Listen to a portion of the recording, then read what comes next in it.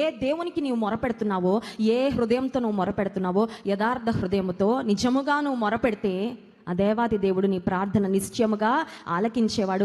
God is not a respecter of persons. దేవుడు ఎప్పుడు కూడా పక్షపాతి కాడు.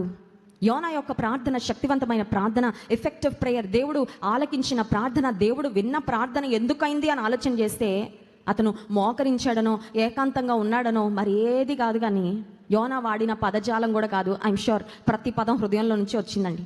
ఎందుకంటే మామూలుగా సుఖంగా ఉన్నప్పుడు పరిస్థితులన్నీ మన ప్రార్థనలు పై ప్రార్థనలుగా వస్తాయేమో, కానీ కష్టంలో ఉన్నప్పుడు మాత్రం మన ప్రార్థనలు చాలా రియల్గా, చాలా డీప్గా ఉంటాయి కదా. నిజంగా మనం ఏం ఫీల్ అయ్యామో అదే దేవుని సన్నిధిలో చెప్పుకుంటాము. యోనా జీవితంలో it was definitely a heartful prayer. హృదయపూర్వకంగా చేసిన ప్రార్థన, ఆపదలో దేవుని మొరపెట్టుకున్న ప్రార్థన. అంత మాత్రమే కాదు, విశ్వాసంతో యోనా చేసిన ప్రార్థన. యోనా ఒకటి నమ్మాడు, నా దేవుడు ఈ స్థితిలో నేను చేసిన ప్రార్థన నన్నైతే ఆయన త్రోసివేయడు. స్తోత్రం చెప్దాం. హల్లెలూయా.